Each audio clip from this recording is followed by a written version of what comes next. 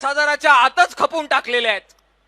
त्यामुळे तुमचा कावा हा बरोबर शेतकऱ्यांच्या पोरांना समजतोय आणि म्हणून आज आम्ही यांना पाठिंबा द्यायला रोहित दादांना आलो।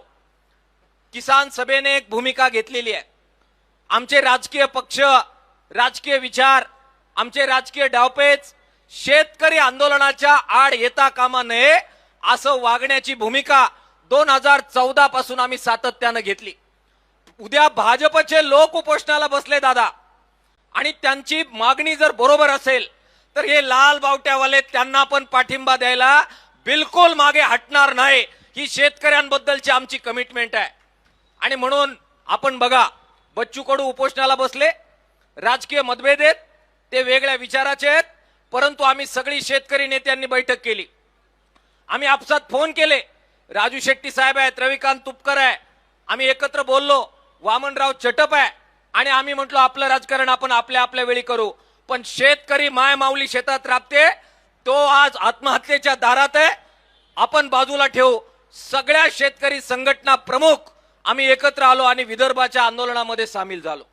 आज ज्यावेळी रोहित दादा पवार ते एका पक्षाचे आमदार आहेत, एका पक्षाचे नेते आहेत, वैचारिक पातळीवर महाविकास आघाडी म्हणून आमच्यामध्ये काही मतभेदाचा मुद्दा नाही, त्यामुळे वैचारिकरित्याही ते आमच्या जवळचे आहेत, पण केवळ तेवढा मुद्दा नाहीये, ते शेतकऱ्यांसाठी लढतायत। आम्ही काल राजू शेट्टी साहेबांशी बोललो, मी स्वतः रविकांत तुपकरांशी पण बोललो।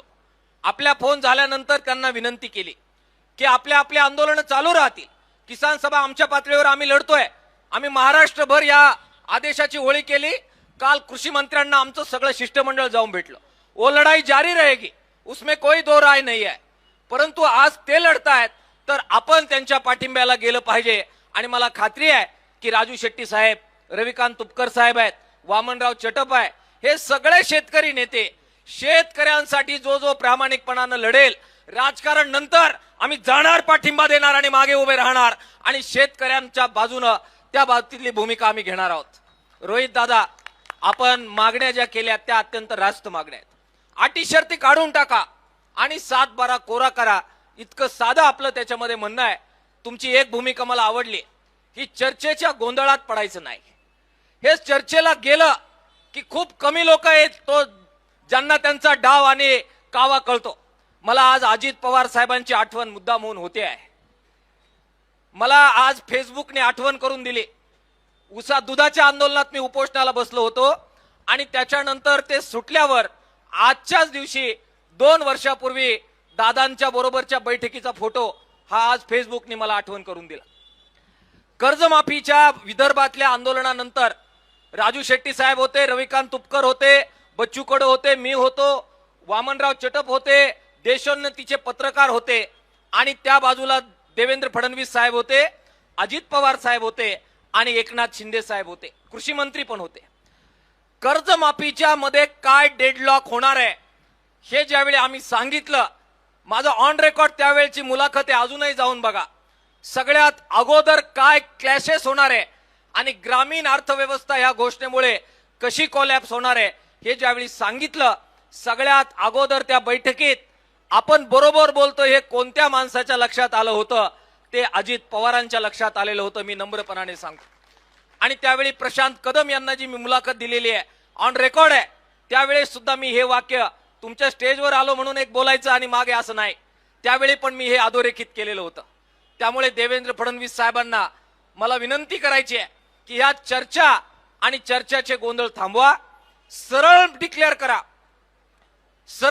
करा की तुम्ही 70% लोकांना कर्जमाफीचा कोणताही अटी शर्तींचा त्रास होणार नाही, हे तुमचं वाक्य आहे, ते वाक्य सिद्ध करा।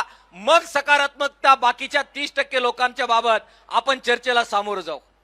पण तुम्ही जे बोलताय तेच जर खोटं असेल तर मग बाकी चर्चेला अर्थ राहणार नाहीये।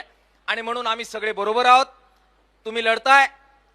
आमच्या सगळ्या शेतकरी संघटनांना मला विनंती करायची आहे की आपलं राजकारण, आपल्या संघटना आपण परत चालू, परंतु आज जे लढतायत त्यांच्या मागे आपण उभं राहू, राजकारणाच्या पलीकडे जाऊन हे काम करू।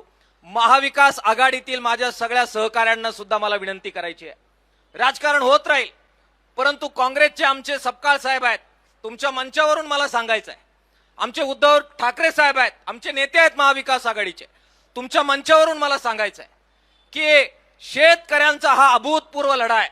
याच्यामध्ये रोहित दादांच्या स्टेजवर अजित नवलेने जायचं का आणि अजित नवलेच्या स्टेजवर परत अजून कोणीतरी दुसऱ्या कोणी जायचं का, हा मानपणाच्या लढाईचा हा काळ राहिलेला नाही. आणि म्हणून या पांडुरंगाच्या भूमीमध्ये वारकरी आणि शेतकरी हे खरं तर एकच आत्मे आहेत.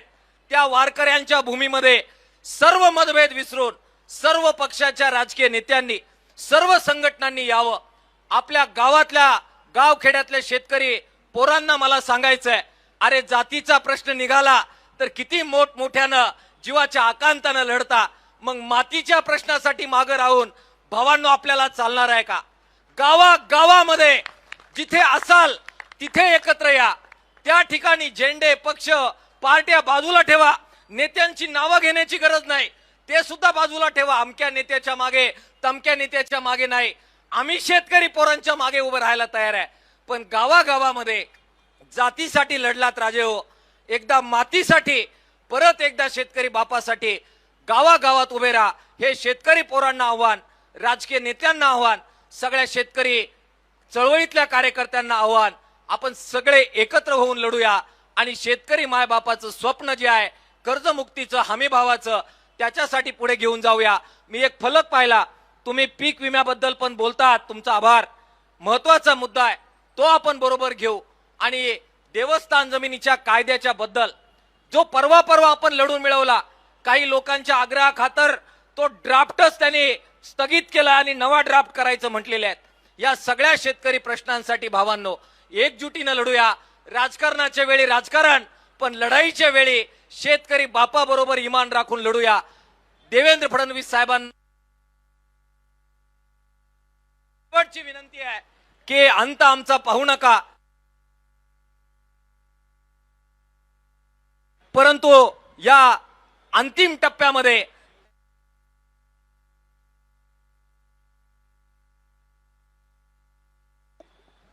देवेंद्र फडणवीस साहेबांना आम्हाला विनंती करायची आहे की राजकारणाच्या वेळी राजकारण होईल, पण यावेळी कृपा करून राजकारण बाजूला ठेवूया.